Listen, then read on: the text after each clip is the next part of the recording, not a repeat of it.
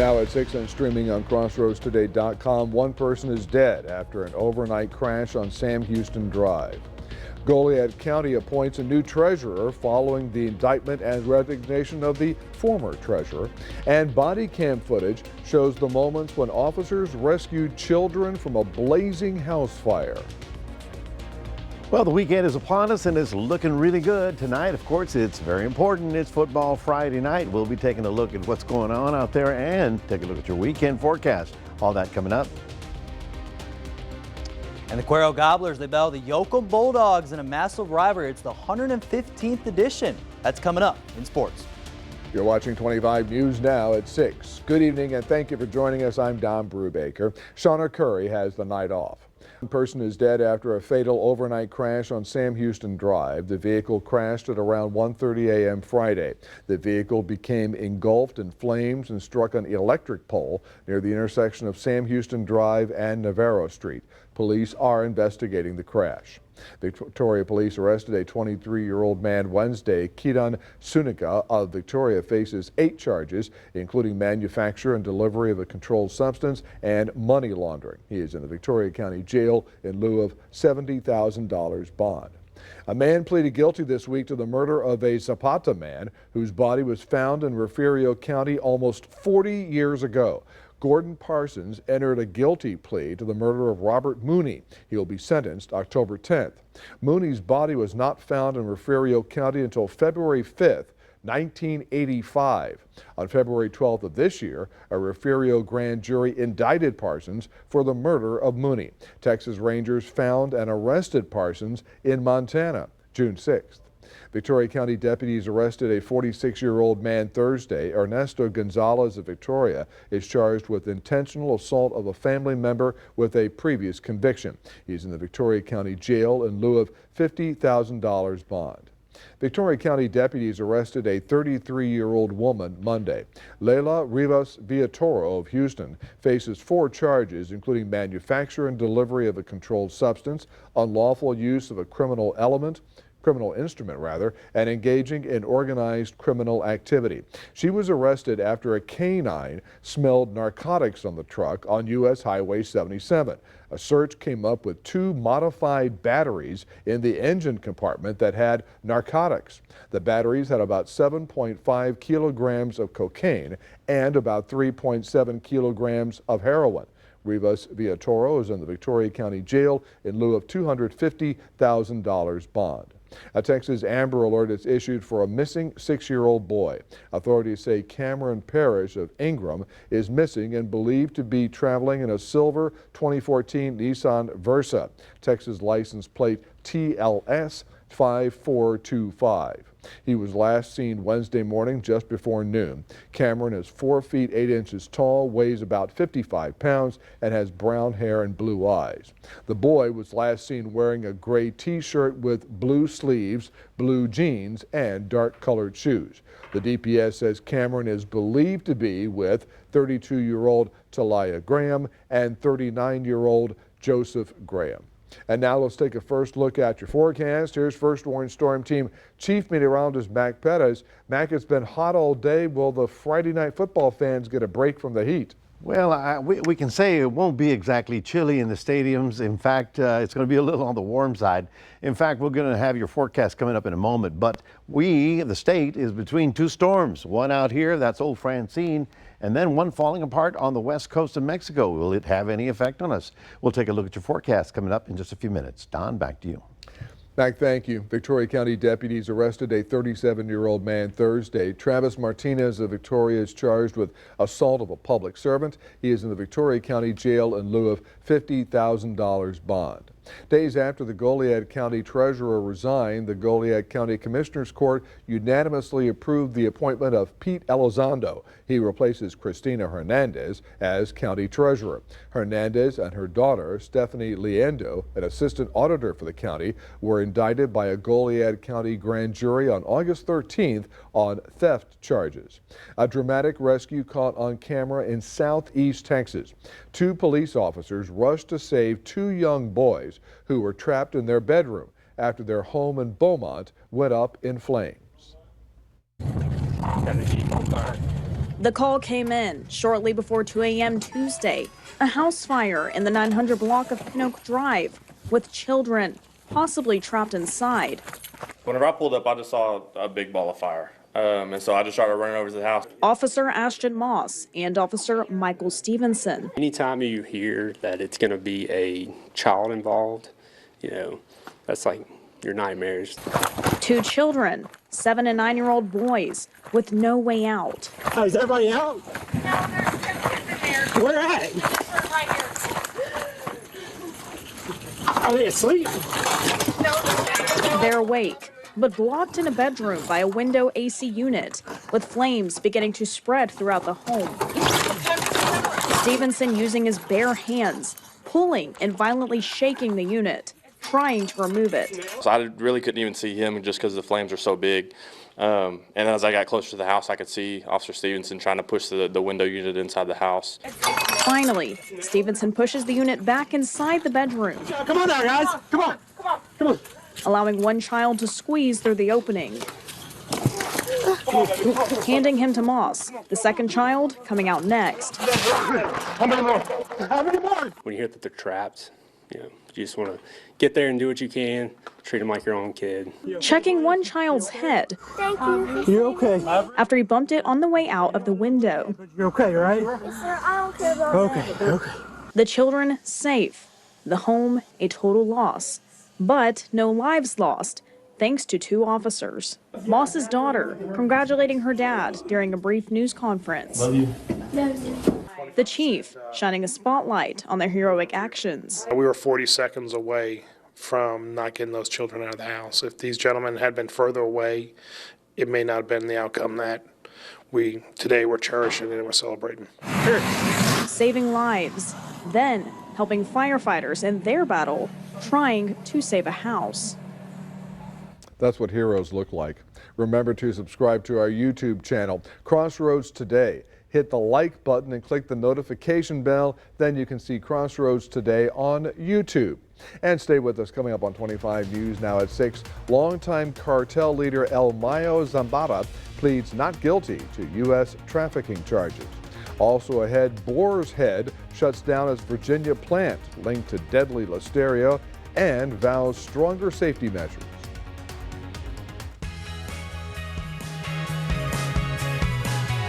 Here's a look at what's coming up on Community Crossroads. We hear from the City of Victoria, the Salvation Army of Victoria. We also learn about the Tour de Goliad and ways to fight heartburn. It's very common in pregnant women and people that drink coffee. Guilty. Yeah. Drink alcohol. Alcohol, smoking.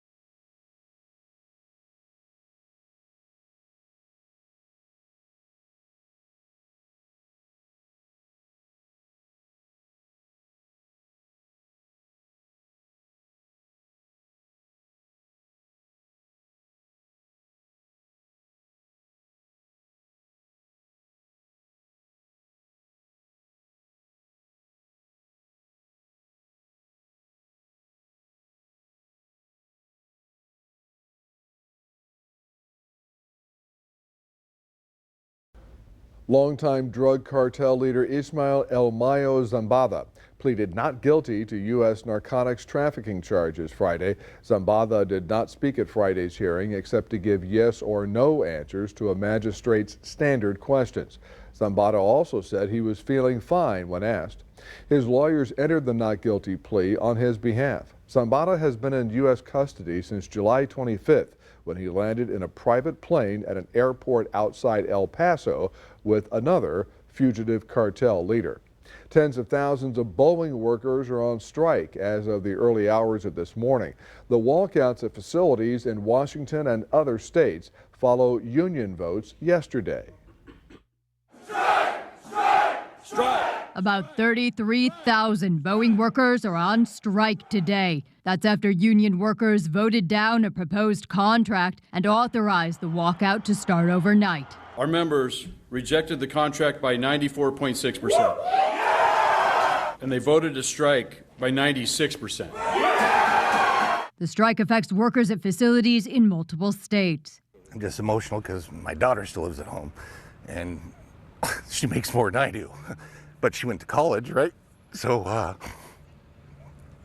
she'll step in for my wife and I. But that's not going to make me sign yes. The rejected contract lists a 25% raise spread out over 4 years. Boeing says that's its largest ever general wage increase. It says the deal also helps with health care and retirement costs. Boeing is portraying to the media that it's this greatest thing they've ever done, and it's not. Critics say it's not enough.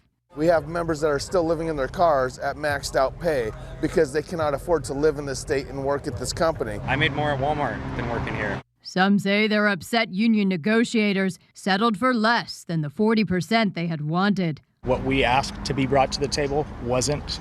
It was actually, it's like I said, it was kind of a slap in the face. I'm Amy Kiley reporting. Boar's Head will close its Virginia plant that produced deli meats linked to a deadly listeria outbreak. The company called it a dark moment and will stop liverwurst sales after finding its production process caused the contamination. Boar's Head is appointing a new food safety officer and forming a safety council of experts. U.S. Department of Agriculture reports from the Virginia facility described insects, mold, and what they called a rancid smell since 2022. Boar's Head says it remains committed to customer safety in a letter to consumers. This brings us to today's viewer poll. Do you think Boar's Head deli meat should be sued for the damage they caused? Yes or no? 60% of our voters say yes. Bring on the lawsuit. 40% say no. We thank you for voting. We want to hear from you. Come to crossroadstoday.com/vote to take part, and we'll have the latest results on 25 News Now at 10. Now here's some weird, wild stuff. One of the driest places in the world is turning green. Satellites recently captured plant life blooming over Africa and parts of the Sahara Desert after an unusual weather pattern brought heavy rain and even flooding. Since mid-July, stormy weather has shifted farther north than it typically does. As a result, portions of the Sahara Desert are anywhere from twice as wet to more than 6 times wetter than they should be. Normally, the North African desert is considered to be the world's hottest and driest. Interesting situation. Obviously, as you know, you can throw some water out there and everything comes up green.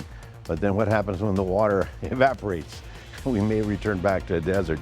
Well, for us, we're looking good as we head on into the weekend. It's a beautiful evening out there.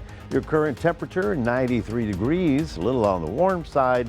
Yeah, you might have felt the humidity today. Our high officially was, coming up soon here, 95. So we're getting back to August temperatures, but I don't think they'll feel like August. I think they'll be, evenings will be fairly comfortable. We'll talk more about that coming up in just a moment.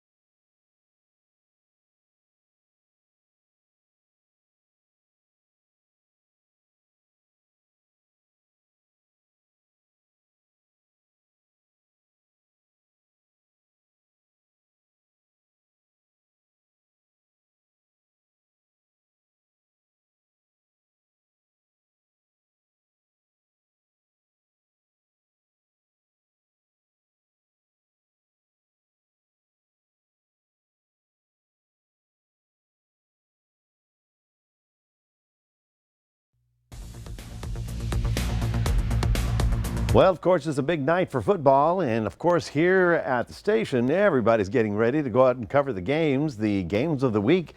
First of all, it'll be Cuero at Yoakum, and then Refugio at Edna. Partly cloudy for the evening, not bad at all. The game time, however, starts off at about 88, and then should be ending at about 82, so no need for a jacket tonight, that's for sure. We've got lots of sunshine, and we're actually between two storms. That's the old Francine, and this is a tropical system off the coast of Baja California that is a tropical storm. It is falling apart, but it'll be sending us a little bit of cloud cover over the weekend. Now the temperatures, well, unfortunately they're getting back to the mid-90s as we head on into the rest of the week, the weekend and next week as well. But the good news is that with the sun at a lower angle, it won't be such, August heat like we had a couple of weeks ago. Let's take a look at the remnants of Francine still wandering around up there near the Mississippi Valley. And then, but it is a post-storm. It's gone and no major problems. In fact, all they're hoping for is a little bit of clearing weather after all the stormy weather they had a couple of days ago. Now, here is an area that has potential for development. Also, we have one off the Virgin Islands right about there. But the big news today is that we have now Tropical Storm Gordon, but not to worry. Gordon is going to go kind of this way. This time of the year, the tropics may be busy, but we are beginning to get cold fronts beginning to move through the state, and that's all going to help us out because that's going to make sure that we keep all that tropical activity away. Now, this is the future tracker. It's what we expect over the next 4 or 5 days. Of course, Francine goes away, but it's the cloud cover from the remnants of that storm. Now, that storm was a problem over Cabo last night. Today, it sort of fell apart. You can see the circulation there. You can also see the rain that they're getting out in the desert. That's good. But we're just getting that cloud cover. So whatever cloud deck you see over the weekend is going to be actually from a tropical storm in Cabo San Lucas in the Baja Peninsula. It's kind of strange, huh? We're all one planet, all right? Now, tomorrow, looking good down in Port Lavaca. I think it's going to be a great fishing weekend. No significant strong winds, but the winds are turning back to the southeast. We're looking for a high of 93 out there at the coast. And inland areas, a little bit warmer, getting up to about 96. Like I said, will be partly cloudy, sunny. Good looking weather, but it shouldn't be that August heat, all right? Let's take a look at your 7-day because the weekend is good, and as we get to next week, we'll start piling up that moisture over the area. We'll start seeing that stronger southeast wind, and that'll bring us a slight chance of an afternoon shower or two. Nothing significant for next week. Otherwise, it's a Friday night. You all have a great evening out there. That's your 7-day forecast, reminding everybody we do have a QR code. Love for you to scan that. Put Crossroads Today on your phone. Here's Don. All right, thank you, Mac. And Max Williams is here just moments before another big Friday night of high school football in the Crossroads. Absolutely, Don. It's going to be crazy week 3 here in high school football. One of those games is going to be Refugio battling Edna in a top 5 challenge here tonight. I'll highlight this game and more in sports.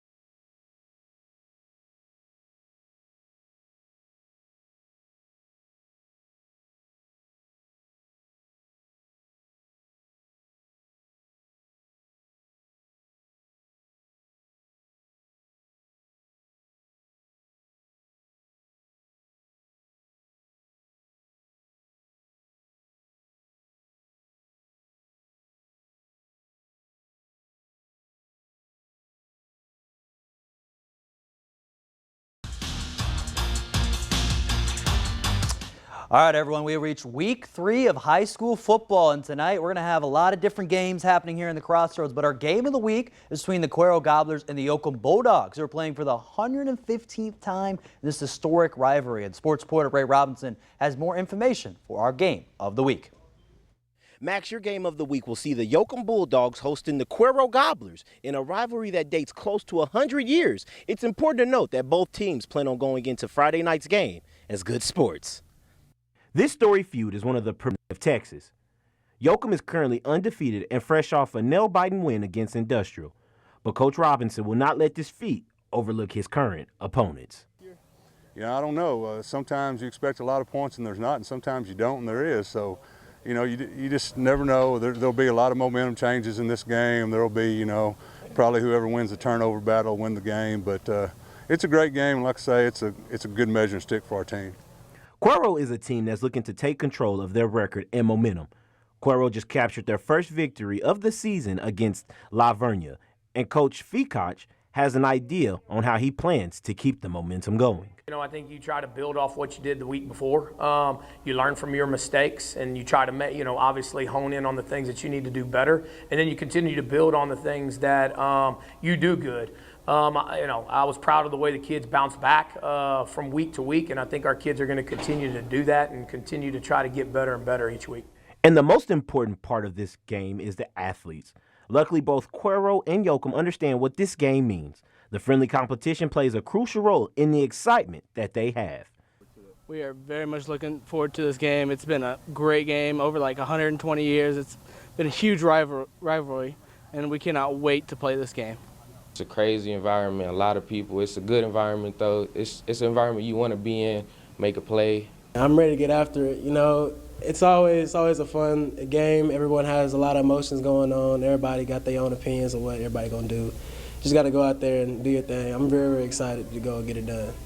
Oh, I'm very excited. You know, always playing against Yoakum, it's always fun to go against, you know, rivals. You know, those are our guys over there. I mean, we know that. I know some of them, you know, they're like buddies to me. Tonight, we open a new chapter in this historic rivalry. Ray Robinson, KAVU TV 25 News Now, Sports. And another marquee matchup tonight will be number 2 ranked Refugio Bobcats. We marched in Jackson County to take on number 4 Edna. The Bobcats ready for one of their biggest tests of the season. We need to rise to the occasion. We've got, you know, Edna is like they've always been. They're big and physical up front. They got athletes everywhere. It's going to be a good test for us. And it's big for our team. It's big to get us prepared for the big games in the year, coming later on in the year. Just seeing what we really got. Yeah, they're looking for a statement and lots of other mutual respect between these two powerhouses because the Edna Cowboys, they look at this ball game as a big measuring stick leading in to district play. I think we're pretty excited. We love a great matchup, and we think that Refugio is one of the best matchups for us to get us ready for district in the rest of the season. We're working on basically just trying to get better each week, and you know, we had a great opponent the last 2 weeks, and we've got another big challenge this week, and we think it's going to help get us better. So it's non-district. Of course, we want to go win the football game, but our main focus is getting better. And both of these teams, it's going to be a big-time matchup for both of these squads heading in to week 3 of football. So, I mean, Don, you got Edna, Refugio, Cuero, Yoakum. I mean, I'm going to be heading here in a minute just so. Again, the Victoria East, they're playing home against Gregory Portland. It's that time of year, Don, so it's just awesome. Week 3 coming in the books. And Max, we can't wait for the latest edition of Crossroads Football Live tonight at 10:35 after 25 News Now at 10. And we're back in a moment. A Minnesota family whose cat went missing 2 months ago just made a miraculous discovery and rescue.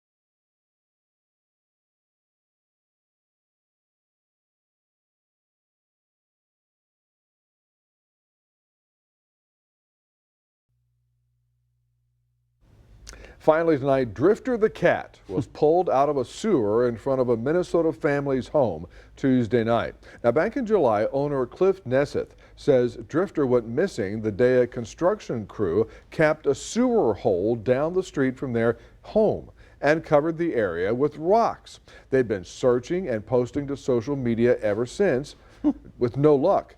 Tuesday, neighborhood kids heard meowing from a blocked-off storm drain. So Nesseth and his family dug and dug and dug until they could pull Drifter to safety. Now, by the way, they did, you see Drifter's eyes there. Yeah. Now, they did take Drifter to a veterinarian. The veterinarian said the cat is doing fine, even though the cat did lose about 10 pounds. Well, curiosity got the cat. He went, "What's in here?" And all of a sudden, they closed the door behind him. Yes. Pretty wild But story. it's not a catastrophe Not a- anymore, yeah, and they found Drifter. It's a success. That's All right. right. Well, folks, it's Friday night. It's a beautiful evening out there. A little on the warm side. It'll be about 88 about the time most of the football games start. We're already down to 86 in some areas. We are looking at some warm days, but fairly mild evenings, less sunshine, and I think you're going to enjoy the weekend and certainly next week a chance of a few sprinkles. All right. Thank you, Mac. Thanks for joining us. We'll see you tonight for 25 News Now at 10.